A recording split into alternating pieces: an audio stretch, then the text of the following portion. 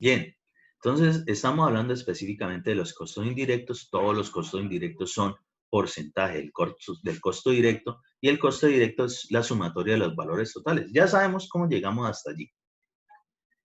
Les decía específicamente que con respecto del pago de impuestos, pues a medida que uno tiene ciertos montos, normalmente a uno lo nombran régimen común, es decir, para que pague más impuestos. Pero eso, pues digamos, en muchos sentidos beneficia. Hay muchas empresas con las que uno contrata que única y exclusivamente contratan a, digamos, contratistas, ingenieros, que sean régimen común. Si son régimen simplificado, hay muchas empresas que no generan contratación con esa gente. ¿Por qué?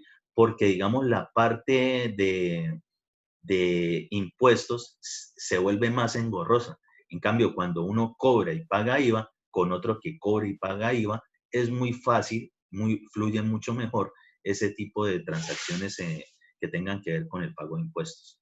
Entonces, la DIAN siempre va a decir de que uno, como régimen común, mínimo se debe ganar el 10%. Y sí, tienen razón. O sea, también un contrato, y eso sí espero que lo tengan en cuenta para su desarrollo profesional, eh, mínimo de cualquier contrato deben ganarse el 10%. ¿Que puede ser más? Sí, claro que sí, pero mínimo el 10%.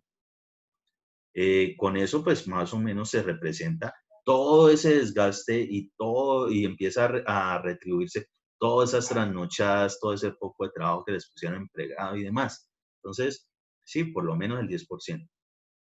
Los imprevistos, entonces, ¿qué son los imprevistos?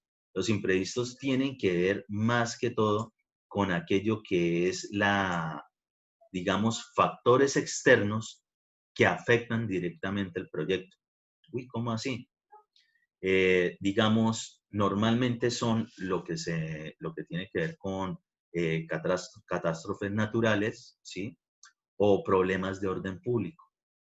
No son directamente del proyecto, pero pues lo afectan. ¿Cómo lo afectan? Supongamos que tenemos fundición de concreto y simplemente lo compramos con premezclado, es decir, nos lo trae un mixer o varios mixer, según el tipo de volumen que vayamos a fundir. El mixer es esa maquinita que parece una mezcladora, un trompo grande y pues donde traen ese material. Es un transporte. Y pues nosotros ya estábamos dispuestos para ello y se presenta un deslizamiento de alguna por la vía y quedan atrapados todos los mixers que tenemos en la parte de atrás de precisamente el deslizamiento. Pues toca esperar hasta cuando al fin venga maquinaria, remuevan esos escombros o pase el problema que esté y pueda llegar ese material. Mientras tanto, la obra va a sufrir porque no vamos a poder de pronto, si teníamos programado la fundida de una placa o de varias placas o de columnas, etcétera, de lo que sea, pues no lo vamos a poder hacer porque no tenemos el material y no lo podemos traer de allá. Y eso pues tampoco es que todo el mundo se lo esté imaginando como para tenerlo en cuenta. Entonces, eso es un imprevisto. Eso es un imprevisto. Lo del orden público, pues lastimosamente aquí en Colombia eso se presenta. Y entonces también nos puede afectar respecto de ese desarrollo de obra. ¿Por qué le pongo, por ejemplo, aquí el 2%? Realmente acá le digo que lo sea lo más bajo posible. El desarrollo normal, y por eso ustedes ven contratación estatal, algo con lo que nosotros los ingenieros civiles nos desempeñamos muchísimo, es precisamente con contratos de obra con el Estado, es decir, con el gobierno. Y desde hace un par de años, el gobierno está exigiendo de que cualquier imprevisto tiene que justificarse para que lo paguen. Y es de entender de que si estos son porcentajes sobre el costo directo, pues esto aquí va a ser un porcentaje, pues obviamente dinero en porcentaje respecto del costo directo. Entonces, si no está bien justificado ante una entidad del gobierno, los imprevistos no los pagan. Entonces, también desde hace algún tiempo, incluso para ciertos proyectos, ni siquiera se está metiendo el costo de imprevistos. Es decir, se asume el problemita por parte del contratista si se llega a presentar algo. Pero es que no es nada agradable tener allí algún costo y que no digamos, después no nos lo paguen que porque, no se presentó un 2% de imprevistos. Entonces, no, eso no es bueno. Entonces, hay que intentar generar que sea lo más bajo posible. Que cómo uno se proyecta a eso, uno tiene que saber, digamos, los análisis del entorno, es decir, dónde va a ser esa obra, cómo es el tipo digamos, de cuestión de orden público allí. Y pues para el caso, por ejemplo, aquí tenemos el típico mapita de Colombia. Tenemos algunas zonas en naranja y otras zonas en azul. Respecto de lo que es el orden público, podríamos decir que son todas las de la zona naranja. Y usted dice, ajá, ¿y las de azul? Pues son las mismas, solo que en color azul. Es decir, absolutamente todo nuestro país adolece de ese problemita del orden público. Eso es en todo el territorio. Entonces, uno también, hay ciertas zonas que de pronto ya no son zona roja, sino zona roja carmesí. Es decir, más intensa aún la vaina. Pues uno se puede imaginar, sí, uno se puede imaginar que allí puede estar ocurriendo algo. Entonces, hay que proyectarlo. Entonces, eso hay que tenerlo en cuenta en nuestros proyectos también cuando nosotros participamos en que la obra no es exactamente al lado de la casa de uno, sino en otro lado, y normalmente es así. Y la parte de administración, pues ya se la expliqué, lo que tiene que ver con digamos, su desarrollo, donde ustedes se ubican para trabajar, para sacar cálculos de cantidad de hora, qué equipos, qué laptops, tablets, impresoras, plotter, todo lo que tengan, secretarios, secretarias, mensajeros, mensajeras, lo que sea, para su desarrollo y poder generar este tipo de presupuestos. Muy bien, esos son los costos indirectos. Y ahí, por lo menos, ahí esa utilidad es lo que es nuestra ganancia mínimo de ese proyecto. Fundamental. ¿Qué pasa? Que cuando uno es régimen común, le toca cobrar y pagar IVA. Entonces, por eso aparece por aquí el IVA y que es un porcentaje de la utilidad. ¿Sí? Siempre es un porcentaje sobre la utilidad. ¿Qué pasa con esto? Esto en lo que son contratos de obra, ¿no? Específicamente en contratos de obra. El porcentaje 19% puede subir, puede bajar. Desde hace algunos años se ha mantenido 19%. Entonces, sobre este valor que nosotros vamos a tener aquí, que es el 10% del costo directo mínimo, pues le vamos a sacar el 19% de IVA y obtenemos cuánto es el costo. Esto para un particular, ¿sí? Cuando sea con la parte estatal, resulta que acontece que pues el cliente es el mismo Estado, es decir, al que usted le va a pagar impuestos. Entonces, para evitar ese cambio burocrático de cobrarle IVA para después en la declaración volvérselo a mandar, pues eso no tiene como mucho sentido. Entonces, en ese momento, normalmente sí se pone la parte del IVA, pero se cobra IVA cero en lo que tiene que ver con los contratos estatales. Por esa razón, cuando uno pertenece al régimen común ¿qué? De cuestión tributaria ante la DIAN. Muy bien, ¿y el costo total del proyecto? Pues la sumatoria del costo directo más el costo indirecto más el IVA si se presenta, ¿sí? Eso es lo que cuesta el contrato, eso es lo que cuesta el proyecto, lo que cuesta teniendo nuestra ganancia, ¿sí? Eso es lo que cuesta hacer una casita, un puente, lo que sea. Entonces, hasta ahí más o menos, eso es lo que tenemos siempre que a la final estarle presentando a un cliente. ¿Sí? Cuente. En esa utilidad, ¿eso tiene algún tope? La utilidad no. Lo que pasa es que entre más utilidad usted tenga, pues imagínese, pues siempre va a tener, será proporcional al pago de impuestos. Entonces, si usted también le da por poner, no, es que mi utilidad es del 50%. 55%. Pues primero usted se imagina, uy, ¿cómo así? O sea que la obra realmente usted la hacía con el 45%, menos de eso, menos de eso.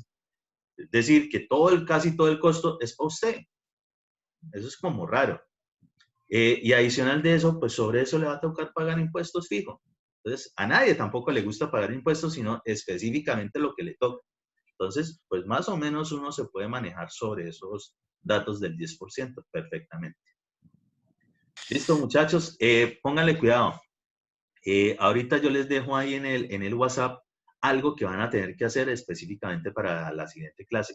Y es de ese tema que vimos respecto de listado de precios básicos, también como para entender de dónde sale eso, para como redondear mejor esa idea.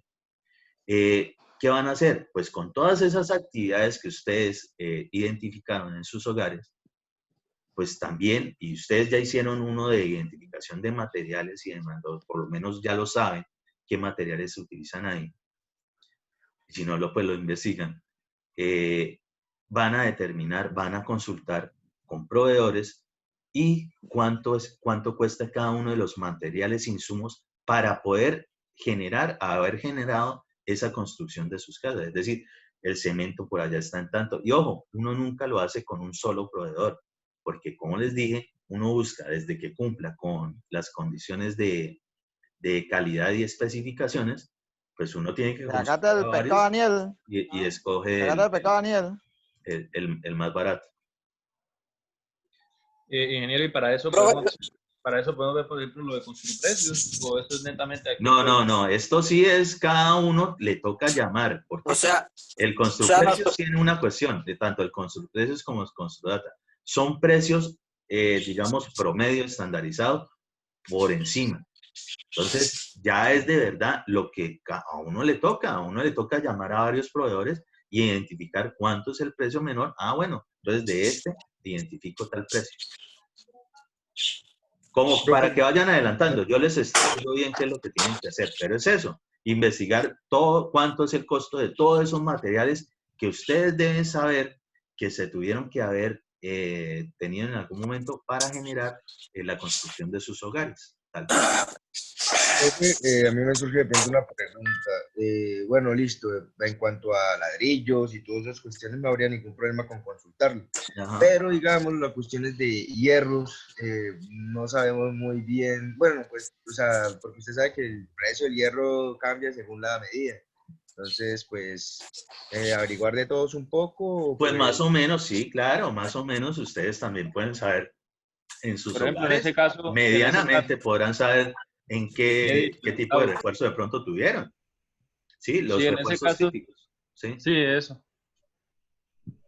sí, los refuerzos típicos para una construcción normalmente son de media, 3 octavos, tal vez 5 octavos, de pronto hasta 7 octavos. Más de eso, para una construcción de 1 y 2 pisos, no.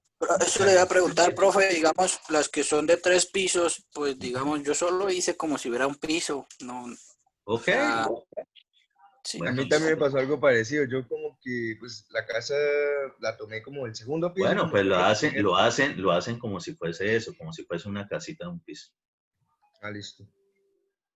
Listo, muchachos. Bueno, nos Listo, vemos. ingeniero, muchas Que gracias. les rinda. Gracias. Muchísimas gracias. Profe, otra pregunta, ¿asesorías cuándo, profe? Pues ustedes las tienen ahí en su campus. Yo las tengo programadas. Y de hecho, el horario de asesorías para lo que tiene que ver con construcciones, es hoy de 4 a 6 de la tarde.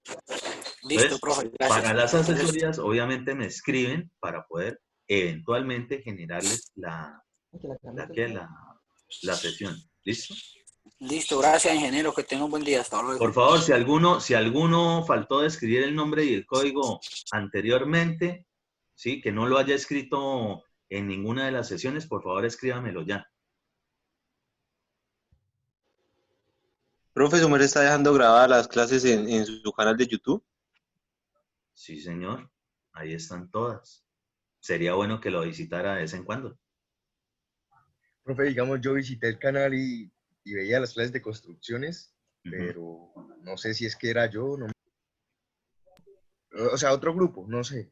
Ah, es Pero, que la lista de reproducción tiene los 2 grupos de construcción que estoy dictando este semestre y cada uno le dice A y B. Entonces, pero yo les recomiendo que de vez en cuando miren de pronto del otro grupo, así como a los otros les dije que miraran también de este grupo, porque depende de las preguntas que me hacen, yo termino de pronto profundizando en ciertas cosas según la pregunta. Entonces, eso también hace parte del crecimiento ahí académico. Listo, no faltó nadie por escribir el nombre del código. Listo, profe, listo. Ok, entonces nos vemos. Hace buen día, profe. Chao.